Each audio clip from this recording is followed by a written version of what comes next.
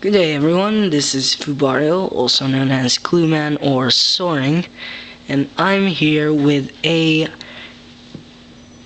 introduction to another W.I.P video, my RX-78-2 version Ka. I designed this model, not the actual, whatever. So, this is what basically I've been up to, which sucks most of my time up. And from the looks of it, I think it's actually pretty alright. Now, it's not extremely detailed, because I thought about it. After a while of thinking, I decided that I'm not going to add so much detail on these paper models because it takes forever to assemble, and it already does. Like, one piece could probably take you an hour, but that's alright. And there's the colored version. It's looking pretty awesome, in my honest opinion. So what I've gotten done so far is the upper torso section, the middle torso, so basically the entire chest, the cockpit section, and the hips. Alright, so let's take a closer look at this, and the detail, all the detail that I've actually put on this model is probably none. It's just all the basics of this model. The basic shape, basic form, that's all. And that's probably all I'm going to do, because I'm testing something out, because I usually don't finish much of what I start. So I'm going to try making it less, what's the word for it? Time consuming. There we go. By simplifying it. There's actually an awesome designer, modeler. His name is June. His site is,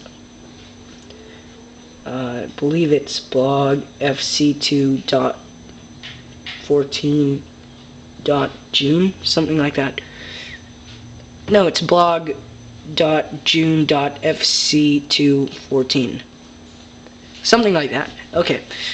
But he's also designing this Gundam, and he inspires me. It's just his works are they're so clean. They look simple. They are simple. Well, in terms of what I think, because on forums like YouWant's Papercraft, the templates looked pretty easy to follow, and that's what I'm trying to accomplish. Easy to follow templates, simple diagrams, something that you can model relatively quick, but not exactly. And yeah, so far I think I've gotten that. Anyways, moving on to articulation. So, alright, so for articulation, so far I've only given him side skirt movement. His back skirts can move a full 90 degrees or even higher, depending on, because what I'm using for joints is flaps. Let me see if I can show that.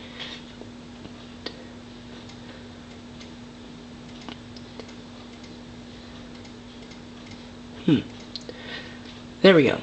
Those are flaps. No, they aren't. Hold up. There. Okay. These are flaps, which hook onto the HSK-1 skeleton pieces, which allow them to move like that, 90-degree angle. And they work pretty well. I actually tested them out, just a quick test. Built one side skirt, attached it to the joint, and it doesn't fling around as much as I thought. So I'm gonna keep using those joints, flap joints. So I use flap joints throughout this entire the entire hip section, the front side skirts, and the back skirts. And then I also use this method here where he holds his bazooka, where this area actually lifts up because of a flap right here, if I can get a line section. Ooh.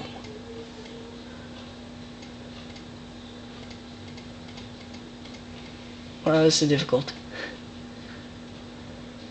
Okay, I think I've gotten it.